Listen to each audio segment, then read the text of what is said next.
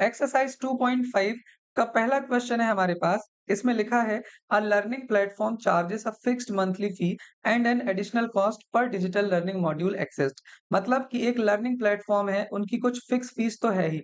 मतलब जैसे मान लो कि एक आप कहीं पर लर्निंग प्लेटफॉर्म को ज्वाइन करते हैं तो उनकी ₹500 फिक्स फीस है।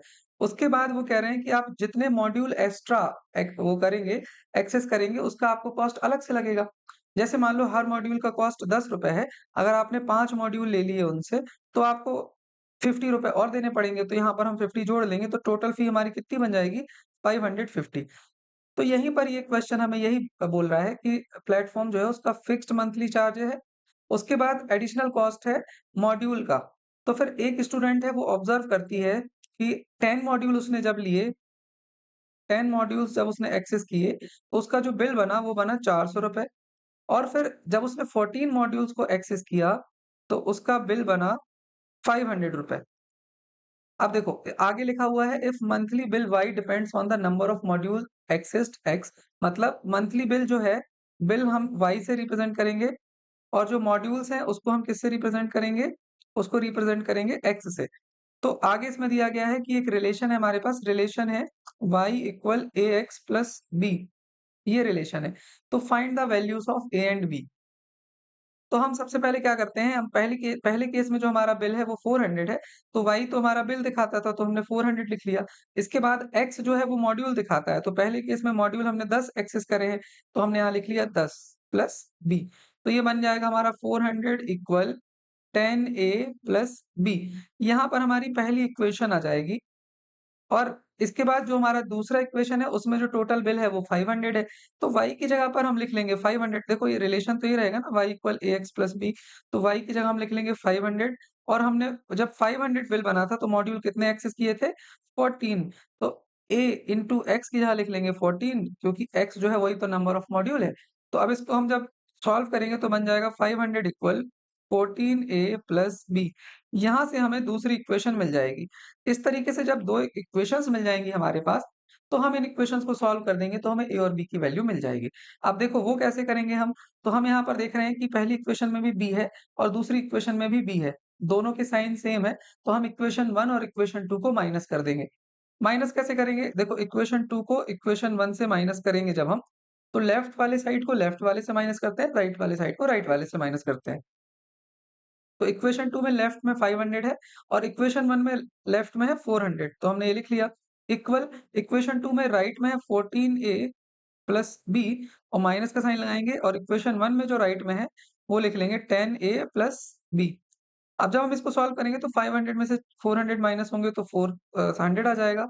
ये बनेगा 14a प्लस b और साइन अंदर मल्टीप्लाई होगा तो 10a और माइनस प्लस माइनस आ जाएगा, तो यहाँ माइनस का b आ गया। अब हम देख रहे हैं कि ये b, ये और ये इनके साइन अलग हैं, तो ये कैंसल हो जाएँगे, मतलब 0 आ जाएगा ये। तो ये बन जाएगा हमारा 100 इक्वल 14 में से 10 माइनस करेंगे तो 4a। तो यहाँ से a की वैल्यू आ जाएगी, 100 में से 4 डिवाइड करेंगे तो आ जाएगा 25। a की वैल्यू हमें मिल गई 25। अब हमें चाहिए b की वैल्यू, तो a की वैल्यू को चाहे इक्वेशन 1 में पुट कर दो, चाहे इक्वेशन 2 में पुट कर दो, आपको b की वैल्यू मिल जाएगी। तो हम लिख लेते हैं a की वैल्यू को इक्वेशन 2 में पुट करने पर। तो इक्वेशन 1 में कर लेते हैं। इक्वेशन 1 हमारी है 400 इक्वल 10a प्लस b। यहाँ हम लिख लेते हैं 400 इक्वल, अब 10 हमने लिख लिया और a की वैल्यू आई थी हमारी 25 प्लस b। अब ये बन जाएगा देखो 400 इक्वल 10 में 25 को मल्टीप्लाई करेंगे 250 प्लस b। अब 250 लेफ्ट में जाएगा तो माइनस का बन जाएगा। तो 400 में जब हम 250 माइनस करेंगे तो फिर कितना आएगा? 150। तो मतलब b की वैल्यू जो हमारी आ जाएगी वो आ जाएगी 150। तो इसका मतलब हमें क्या क्लियर हो गया? हमें ये क्लियर हो गया कि a की वैल्यू है 25 और b की वैल्यू है 150। तो अगर आप अपना इक्वेशन देखोगे y equal ax plus b, ये हमारा रिलेशन था। तो ये जो b है ना, ये फिक्स्ड इनकम है b, फिक्स्ड इनकम। और जो a है ये हमारे मॉड्यूल का कॉस्ट है, मतलब हर मॉड्यूल का कॉस्ट। तो a हमारा आ गया 25, मतलब जो मॉड्यूल है वो ₹25 का है और फिक्स्ड मंथली फी जो कोचिंग की है वो है 150 रुपीज़। तो ये क्वेश्चन तो हमने यहाँ पर कर लिया है, लेकिन इसको थोड़ा फॉर्मल कैसे लिखेंगे ये हम देख लेते हैं। तो सबसे पहले हम लिखेंगे कि x जो है वो नंबर ऑफ मॉड्यूल्स है, y जो है वो मंथली फी है और जो रिलेशन है हमारा वो है y equal ax plus b। ये देखो हमने आपको ये पूरा सॉल्व तो यहाँ करा दिया है, लेकिन यहाँ फॉर्मली कैसे लिखेंगे वो और अच्छे से हम देख रहे हैं। तो रिलेशन ये इतना आ गया, फिर इसके बाद देखो when x equal 10 y equal 400, जब हमारे मॉड्यूल्स 10 थे तो फीस हमारी 400 रुपए थी, तो यही हमने लिख लिया। इसको हम रिलेशन में पुट करेंगे, y equal ax plus b में y की जगह 400 लिख दिया और x की जगह पर 10 लिख दिया। तो हमारा जो इक्वेशन बन जाएगा वो बन जाएगा 400 इक्वल 10a प्लस b। इसको इक्वेशन 1 दे देंगे नाम। अब देखो, अब दूसरा केस हमारा ये है, व्हेन x इक्वल 14, मतलब नंबर ऑफ मॉड्यूल 14 है और फीस जो है वो 500 है, तो हम रिलेशन में इसको दोबारा पुट करेंगे तो 500 फी है, y की जगह इतना लिख दिया इक्वल a इंटू x की जगह पर 14 प्लस b। तो इसको सॉल्व करेंगे तो 500 इक्वल 14a प्लस b आ जाएगा। अब देखो, इक्वेशन 1 और इक्वेशन 2 को हम सब्ट्रैक्ट करेंगे, ये हमने आपको यहाँ पर सिखाया हुआ है। सब्ट्रैक्शन कैसे करना था ये हमने सीखा हुआ है, होपफुली आपसे बन रहा है। तो जब सब्ट्रैक्ट करेंगे तो लेफ्ट वाला लेफ्ट से, राइट वाला राइट से। अब इसको जब हम आगे सॉल्व करेंगे तो हमें a की वैल्यू आ जाएगी 25। तो यहाँ से a की वैल्यू मिल गई।